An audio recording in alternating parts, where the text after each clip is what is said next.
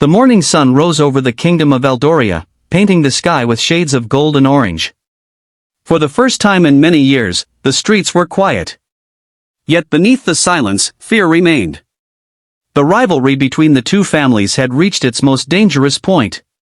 One small mistake could start a war that would destroy everything. Adam stood on a hill overlooking the kingdom. His hand rested on the sword that had belonged to his father. For years, he had believed this sword was meant for revenge. But now, he remembered the words of the old teacher. Hatred creates more hatred, but tolerance creates hope. Those words echoed in his heart. As the rival families gathered in the town square, anger filled the air. Every face showed pain from the past. Every hand was ready for battle. The king's guards prepared for the worst. Adam slowly walked between the two groups. "Stop," he shouted. Everyone turned toward him. "If we fight today, our children will inherit our hatred. If we choose tolerance today, they will inherit peace." Some people laughed. Others mocked him. A few called him a coward. Adam did not react with anger. Instead, he placed his sword on the ground. "I refuse to let revenge rule my life." His courage surprised everyone. An elderly woman from the opposing family stepped forward. Tears filled her eyes as she remembered losing her own son years earlier. She realized that both families had suffered the same pain. She extended her hand. For a long moment, no one moved. Then Adam accepted her hand. The silence that followed was more powerful than any battle. One by one, members of both families lowered their weapons. Old enemies embraced each other. Children, who had never understood the reason for the hatred, smiled as they watched peace replace fear. Just then, news arrived that a powerful storm was approaching the kingdom. Houses were in danger, and the river was rising rapidly. Instead of fighting each other, the people worked together. The men built barriers to protect the village. Women prepared food for everyone. Young people rescued animals and helped the elderly reach safety. By sunset, the kingdom had survived the disaster not because of strength in battle, but because of unity. The king addressed the people. Today, Adam has taught us that true heroes are not those who win wars, but those who prevent them. From that day forward, the kingdom celebrated the Day of Tolerance every year. Children learned that forgiveness is stronger than revenge, kindness is stronger than hatred, and peace is stronger than violence. Adam's story spread far beyond Eldoria.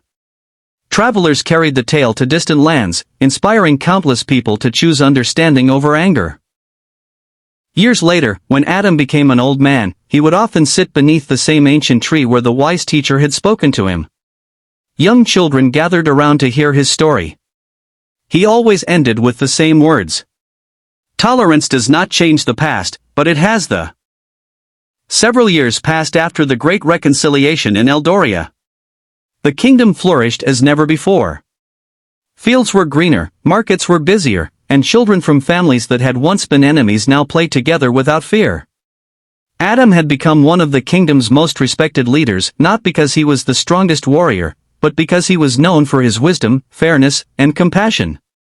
Whenever disagreements arose, people sought his advice before turning to conflict. One spring morning, a messenger arrived with troubling news. A neighboring kingdom was suffering from famine after months of drought. Hungry families were crossing the border in search of food and shelter. Some nobles urged the king to close the gates. If we help them, they argued, our own supplies will run out. Others feared that strangers would bring danger to the kingdom. The king turned to Adam. "What should we do?" Adam looked at the worried faces around him and replied, "Tolerance is more than accepting those who are different. It is choosing compassion when fear tells us to turn away. If we have enough to share, then we have enough to care." The king accepted Adam's counsel. The gates of Eldoria were opened. Food was distributed fairly, empty homes were repaired, and volunteers welcomed the newcomers with kindness instead of suspicion. The visitors were deeply grateful. Many offered their skills in return. Farmers helped improve the harvest, builders repaired roads and bridges, and craftsmen taught new techniques that benefited the entire kingdom. Within a year, Eldoria had become stronger than before. People realized that kindness had not weakened the kingdom, it had enriched it. To honor this lesson, the king declared an annual festival of peace. During the celebration, families shared meals, children performed plays about forgiveness, and elders told stories reminding everyone that tolerance had saved the kingdom from hatred. As Adam grew older, he continued teaching the next generation. One evening, he gathered a group of young students beneath the ancient tree where his own journey had begun. He said, "The greatest victory is not defeating an enemy. The greatest victory is turning an enemy into a friend." The children listened carefully, knowing these words carried the wisdom of a lifetime. When Adam eventually passed away many years later, the entire kingdom mourned him. Yet his legacy did not end. His teachings were written into the kingdom's schools, repeated by parents to their children, and remembered by every leader who followed. Whenever disagreements threatened the peace of Eldoria, people remembered Adam's example and chose patience over anger, understanding over judgment, and tolerance over hatred.